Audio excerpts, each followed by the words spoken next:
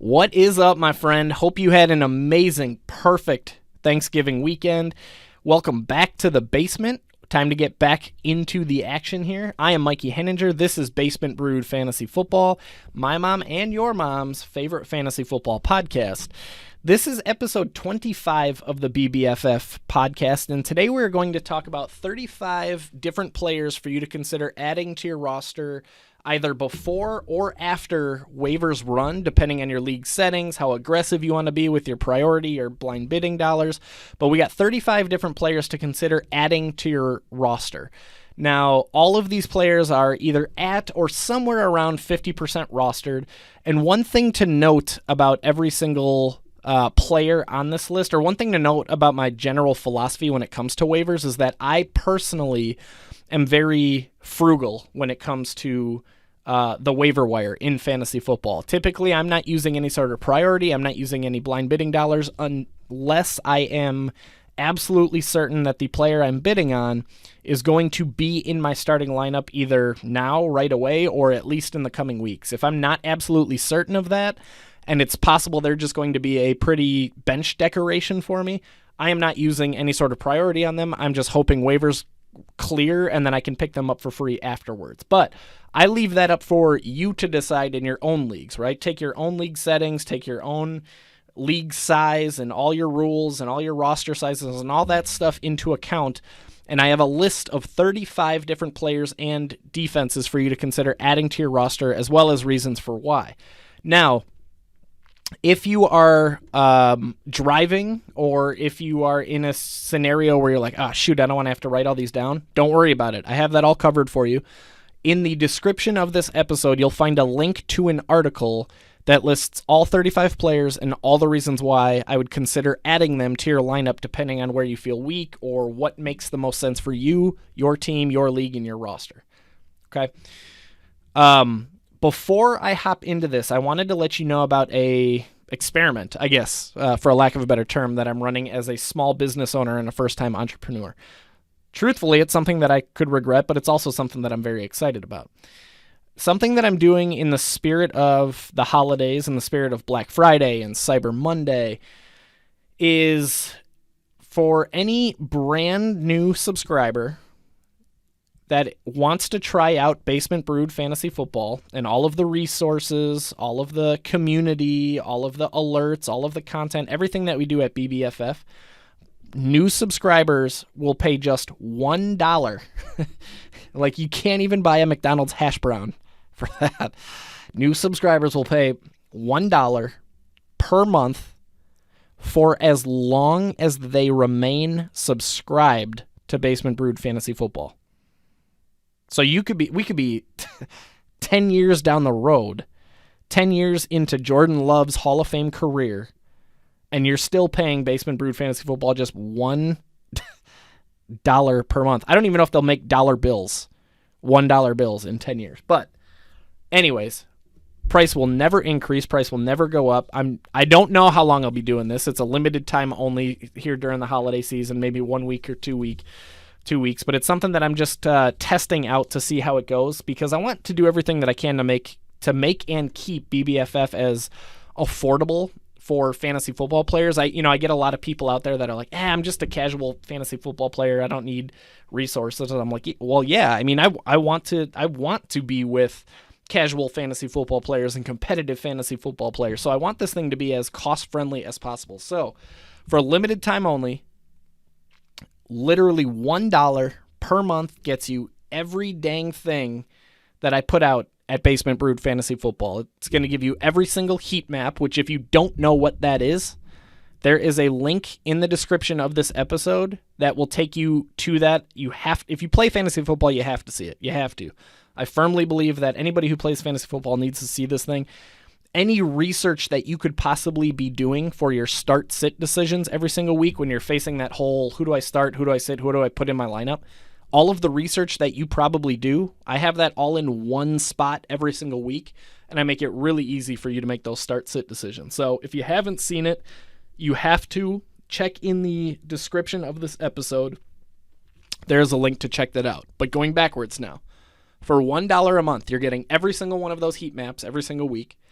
You're getting access to our Discord community, which I don't think I talk about enough on these episodes, how awesome it is to see that community that is, they're active, they're engaged, they're dedicated to helping each other win. They're basically crowdsourcing these really difficult decisions, and it works really well. Everybody is talking each other out of bad decisions and helping each other win, quite frankly. But everything that I'm doing at BBFF, you're getting for $1 a month. That, again, you can't even buy a McDonald's hash brown for $1 a month. So be sure to check that out. I promise you it's worth it. All right, let's hop into the reason that you're here. That's enough of the advertisement, and I don't even get paid advertising dollars for myself. Well, I could pay myself, but you know how that works.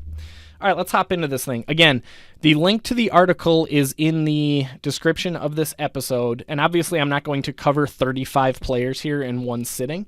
I'll cover a few, and you can check out the rest on basementbroodff.com. But hopping in here, let me just start by saying this week is overall, it's pretty gross on the waiver wire. There's no week winner. There's no league winner. I know, last week or 2 weeks ago, in recent weeks, we've had Rashad White, we've had Latavius Murray, we've had some pretty big names come out on the waiver wire that are instant, insert into your lineup type of names. That doesn't exist in week 13. That's not a thing. And one other thing that I want to note quick is that I'm recording this during the Colts-Steelers game, so there is there won't be any Colts or Steelers on this list because I don't have any game data to work off there. So obviously use your best judgment in case somebody from those games breaks out. Now, starting with the quarterbacks, the number one name that I want to mention is Deshaun Watson. Now, I was actually really surprised to find that Watson is still just 58% rostered across Yahoo leagues, which, by the way, every player on this list is either at or somewhere around 50% rostered on Yahoo. And yes, I know, not everybody plays Yahoo, not everybody plays Sleeper, maybe you're in an 8-team league, 14-team league. I'm well aware that everybody's settings and scoring and all that stuff is different. I'm just going off of general public data, which says in 42% of Yahoo leagues, Deshaun Watson is still available. Now, frankly, I'm not expecting him to do much in his first week back after not playing in 2 years, especially against a pissed-off Texans defense that is already holding quarterbacks to the third fewest fantasy points per game. But we do know the upside that Deshaun Watson carries. We do know that he needs to be rostered at a higher rate than he is at 58%. At the same time, while I'm sitting here telling you to consider picking him up, I would also exercise caution in realizing this guy hasn't played in 2 years. He's in a brand new offense, brand new coach, brand new stadium, he's never played in Cleveland frequently in December. So just there's a lot to consider there, and it's not necessarily a sure thing that he's going to come in and be this top 12 quarterback that we're used to seeing. So that's being said, he should be rostered in more than 58% of leagues that are out there. As for this week in particular, however, my favorite streaming option, if available in your leagues, is Trevor Lawrence. Now, Trevor Lawrence, he is rostered in 61% of leagues, so just about 4 out of every 10 leagues he's still available, so I apologize if he's not available in yours. But over his last 6 games, Trevor Lawrence is averaging 19.2 fantasy points per game. He's averaging 237 passing yards, 20 rushing yards, and he has 8 touchdowns, 8 passing touchdowns, 3 rushing touchdowns, and 2 interceptions. That being said, he also has gigantic Week 13 upside in a possible or probable shootout with the Detroit Lions, which is a defense that is allowing the most fantasy points per game to opposing quarterbacks. So TLDR, Trevor Lawrence has been smashing already, and now he's going to be in a shootout with the Detroit Lions defense that's allowing the most possible fantasy football points to quarterbacks on a weekly basis. Now, if you're not lucky enough to get Trevor Lawrence and you're in that 61% where Trevor Lawrence is already rostered, somebody else that could be on your radar is on the other side of the ball in that game is Jared Goff. He's rostered in 46% of leagues. And Thanksgiving, he busted out of his slump in a pretty big way. 240 passing yards, 2 passing touchdowns against a pretty tough Buffalo Bills defense. And again, in week 13, now he is going to have a shootout with the Jaguars, which they are offering the 10th most fantasy points per game to opposing quarterbacks. That game, by the way, it has a 51.5 point over under, which is the second highest on the 15 game slate, behind just the Chiefs and Bengals. So you got two AFC powerhouses with the Chiefs and Bengals as the game to target in fantasy football, but then you got the Lions and Jaguars, which is this clash of two like bad defenses that makes for great offense or great fantasy football production in week 13. So Trevor Lawrence would be number one for me, and if you can't get him, then Jared Goff is a fine fallback option if you're in a streaming position in week 13. All in all, I have 6 quarterbacks on this list, and 7 if you count Jordan Love, who's not somebody that I would be considering in one quarterback leagues, but if you are in a 2 quarterback league or in a super flex league, Jordan Love is going to be a terrific pickup, assuming he's going to get some starts down the stretch here. He's going to get to play the Miami Dolphins and the Minnesota Vikings in week 16 and 17, both of which are allowing the 2nd and 6th most fantasy points per games to quarterbacks respectively. So definitely somebody to put a claim in for if you are in a 2 quarterback league or super flex league. If he's available, he's rostered in 1% of Yahoo leagues. Like I mentioned, there's 7 quarterbacks that you can read into using the link that's in the description of the episode. Hopping over to running backs, again, there's nothing in here that is pretty. There's nothing in here that's sexy. There's nothing in here that screams league winner to me. So frankly, there's not anybody that I'm going to be in a rush to use any sort of waiver priority on unless I'm in this severely depressing state at running back, or if I'm in a really, really deep league. The top of my list, I have Gus Edwards, who's still rostered in just 56% of leagues. There's been 2 games that he's played where he did not leave the game early with injury. And in those 2 games, he's totaled 29.8 PPR points on 32 touches, all of which were carries. But 32 touches for 118 yards and 3 touchdowns. And there's no sugarcoating. It's going to feel gross putting Gus Edwards in your lineup, especially with some upcoming games against the Broncos, against the Steelers. But Gus Bus should definitely be rostered in a lot more than 56% of leagues as the unquestioned lead back on one of the run-heaviest teams in all of football. Also on this list, we have Kyren Williams. He's 36% rostered in Yahoo leagues. He played 70% of the snaps in Week 12, and he received 14 touches, including 3 targets and catches. Now, he only went for 60 scoreless yards, and that offense in general is in the basement. Not like I'm in the basement, not in a good way, not in a the basement is sexy kind of way. It's in a very gross state, that offense, especially if Matthew Stafford doesn't return like it sounds like he might. But if you're looking for some optimism, Kyren Williams does have some great matchups coming up with the Seattle Seahawks. I almost said Oakland. The Seattle Seahawks, Las Vegas Raiders, and the Green Bay Packers, all of which are bad against running backs in fantasy football. You might see out there people banging the table to go pick up JaMychal Hasty. It's not a bad idea. I would be hesitant about using any sort of waiver priority on it, however.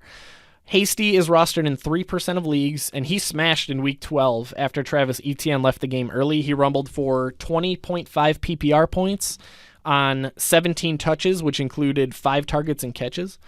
He had 95 yards and 1 touchdown, but on Monday, it was reported that Travis Etienne was actually cleared to return to the game on Sunday, but Coach Doug Peterson just simply opted, he erred on the side of caution and decided to keep Etienne out of the game. And the fact that Etienne could have returned, it's likely that he's going to be back in action in Week 13, but if he is limited in any way, then you have JaMychal Hasty as an intriguing flex option against a Lions defense that's allowing the 13th most PPR points per game to running backs. They've been very tough on running backs lately, the Lions have, which you would definitely be able to see and understand why if you were a BBFF subscriber and if you were using the heat map every single week. But I'm already done with the advertising. But anyway, JaMychal Hasty could be in a decent flex spot against Detroit if Travis Etienne's going to be limited in any capacity. And even if he's not, JaMychal Hasty's one of those nice bench stashes that is similar to like an Alexander Madison or a Rachaad White, where if the guy ahead of them gets hurt, they become a sudden week winner or league winner. Likewise to Hasty, you're going to see on other analysts' lists that they recommend scooping up Zonovan Knight and or Ty Johnson, more likely Zonovan Knight. Now, both guys are rostered in 1% of leagues, and again, I do recommend them as pickups. I do not recommend using any sort of priority on them in typical size leagues. So when Michael Carter was knocked out in Week 12, Zonovan Knight, who is apparently a professional football player, he stepped up and he racked up 13.3 PPR points on 17 touches. That included 3 targets and 3 catches for 103 scoreless scrimmage yards. Now, for his part, Ty Johnson chipped in 14.8 PPR points of his own on just 6 touches, including 1 catch for 78 yards. 1 catch, and he totaled 78 yards and 1 touchdown. Now, as of when I wrote the article and as of this recording, it's completely unclear how long, if at all, Michael Carter is going to be out, or it's unclear how the Jets are going to even approach their backfield after James Robinson was a healthy scratch, which is concerning, but is that going to be the case in Week 13 if Michael Carter misses some time? All of that being said, they are going up against a Vikings defense that's allowing the 9th most PPR points per game to running backs. So that at least makes Zonovan Knight and Ty Johnson worthy of flyers after waivers run for those of you that are desperate or in a pinch. And I wouldn't fault anybody for using a waiver priority or blind bidding dollars on these guys if you're in a deeper league. If you are desperate at running back, there's certainly scenarios where it would make sense. It's just not a priority ad the way that a Rachaad White, for example, would be. All right, let's cover just one more running back, or 2 more, I guess. Let's talk about Jordan Mason, and one name that I haven't seen in the industry is Tyron Davis-Price. Both guys are rostered in 1% of Yahoo leagues. Now, Elijah Mitchell sounds like he is going to be put back on IR again, missed 6 to 8 weeks. Christian McCaffrey missed some time in Week 12 with what was called knee irritation, quote-unquote. Jordan Mason was the next man up in Week 12. He carried the ball 5 times for 25 yards. Now, it's entirely possible that Christian McCaffrey simply just runs away with workhorse duty from here on out without Elijah Mitchell. He might just become the 3-down, 25-plus touch workhorse over the remainder of the season. But it's also seemed that Kyle Shanahan and the 49ers have wanted to limit Christian McCaffrey's touches as they gear up for a serious playoff run. So if that's the case, and that remains the case, it's entirely possible that Jordan Mason or Tyron Davis-Price steps right into that role behind Christian McCaffrey, which would be meaningful work as soon as Week 13 hits. Now, given the uncertainty of we just don't know how the 49ers are going to approach it or even who that next running back will be, I'm not in any rush to use any sort of priority or blind bidding dollars. But again, I wouldn't fault somebody for taking a swing if they absolutely need a running back or they're in some sort of Hail Mary position where they need to figure something out there. All in all, I have 1, 2, 3, 4, 5, 6, 7, 8, 9 running backs on this list for you to consider. Hopping over to wide receivers. One name that I feel like I'm talking about every single week, and this will probably be the last week I mention it, but Donovan Peoples-Jones needs to be mentioned once again. He's rostered in 50% of Yahoo leagues. He has 5 or more targets and 11 or more PPR points in 6 of the last 8 games that he's played. And during the fantasy football playoffs, DPJ is going to have A, Deshaun Watson throwing him the ball, but B, he has matchups with the Ravens, who are allowing the 7th most PPR points to wide receivers, the Saints, who are allowing the 14th most PPR points to wide receivers, and the Washington Commanders, who are allowing the 10th most PPR points to wide receivers. So Donovan Peoples-Jones, the arrow has been pointing up for a while, and there's potential for that arrow to turn into a rocket ship here down the stretch. Another name on this list that's worth calling out is Zay Jones, which is probably an obvious one considering the week that he just had. But it is worth noting that over the last two games, Zay Jones, over the last two games, so not just this last week, he has totaled 24 targets, 19 catches, and 213 yards, which racked up 40.3 PPR points. And he has a really, really good chance of keeping that good time going in Week 13, where he has a possible shootout, as we've already talked about in the Jaguars. Maybe this is just a Jaguars-Lions preview, but a shootout with the Detroit Lions that are allowing the sixth most PPR points per game to wide receivers before Stephon Diggs and Isaiah McKenzie dumped on them on Thanksgiving. Similarly, another name that I'll throw out here is Sky Moore, who is 10% rostered in Yahoo leagues. Now, over the last two games, Sky Moore has been quietly climbing the Chiefs. I won't say the depth chart, but he is getting more and more playing time. He's played season/career high snap shares of 42 and 46%. And in that time, he's used that opportunity to rack up 19.9 PPR points on 12 targets, 10 catches, and 99 scoreless yards. And so he's earning more and more playing time with six targets in each of the last two games.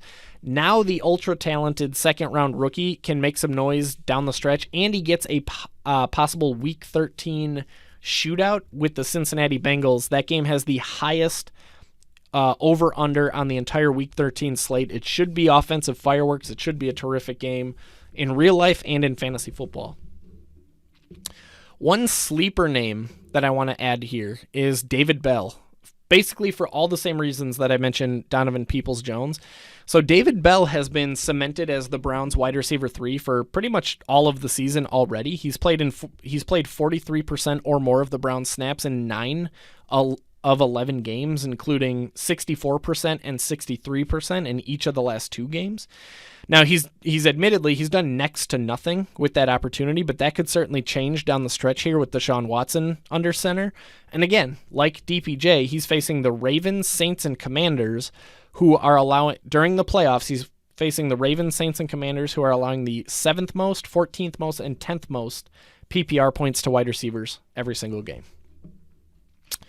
All right, there are a lot on the wide receiver list. We have 1, 2, 3, 4, 5, 6, 7, 8, 9, 10, 11, 12 names on the wide receiver list. Now, looking at tight ends, as always, there aren't any tight ends that I would consider using any sort of waiver priority on, but it is a pretty decent week for streamers, which, if I recall, last week was an awful week for tight end streamers. But this week, I have Foster Moreau on this list. Foster Moreau is rostered in 39% of Yahoo leagues. He has 12 or more PPR points in 2 of the last 3 games, and he gets a Week 13 shootout against a division rival Chargers defense that's allowing the 5th most PPR points per game to tight ends. And this game on the Week 13 slate opened up with a appetizing 51-point over-under, which is the 3rd highest on the slate. It should feature plenty of scoring opportunities on both sides, and for those of you that are desperate for a tight end streamer, Foster Moreau is in a solid spot to get you at least something to check that box this week. Also on that list is Evan Ingram, who is rostered in 40% of Yahoo leagues. Now, buyer beware, things are trending in the wrong direction in general for Evan Ingram. Over the last 2 games, he's totaled, not averaged, totaled 5.8 PPR points, 5 targets, 4 catches, and 18 scoreless yards combined. So yeah, things are going in the wrong direction for Evan Ingram, which is shocking and alarming considering Trevor Lawrence's arrow is pointing straight up. But if you're desperate, Evan Ingram does have a Week 13 shootout with the Lions. This really is a Jaguars-Lions preview. I didn't even realize it when I pressed record. But he has a Week 13 shootout with the Lions. The Lions are allowing the 4th most PPR points and 3rd most touchdowns per game to opposing tight ends. The game's over-under is 51.5, which should feature plenty of scoring chances for both sides. Evan Ingram is once again back on the streaming radar for those of you who need a tight end this week. All in all, I have 3 tight ends on this list. There's one more for you to check out using the link in the description of this episode. All right, last but not least, I have 4 defenses on the list if you're in a streaming position. And I won't bother diving into those because talking about team defenses is boring for me and boring for you. But if you need a defense this week, I have 4 defenses in that list. All right, that is going to do it for today's episode. Just a reminder of the promo, the holiday promo that I'm running. New subscribers pay $1 per month for as long as they're subscribed. Even until they are 69 years old, they will still be paying $1 per month. Now that's a wrap on today's show. I will be back on Friday with episode 26, which is the Hit It or Quit It list for Week 13. We're going to talk about some players that I love, like, or hate for Week 13. Until then, consider coming to hang out with me elsewhere. Hang out with me on Twitter. Hang out with me on TikTok. I'm at BBFFMikey. And by the way, if you're still like, no matter what, I don't want to spend $1. I don't want to spend any money on any sort of fantasy football. That's cool. That's totally cool too. If you're looking for a free way where you can support the podcast, you can support the show, you can support the business, you can support a small business owner, there's a lot of different ways that you can do that. Liking the show, subscribing to the show, rating it, reviewing it, DMing me to tell me what you love or hate about it. All feedback is good feedback. But there's so many different ways. Tell a friend. Like, there's so many different ways that are completely free, don't cost you a penny, and it would go so much further for me than you could possibly imagine. But that's all I got for you today. Again, I am going to be back on Friday, episode 26, the Hit It or Quit It list. Players that I like, love, dislike, or hate in Week 13 compared to what we usually would expect for them. That's all for today. Really appreciate you tuning in. You're helping a guy chase his dreams, and that's fact. Love you guys more than you know. Cheers. This brew's for you.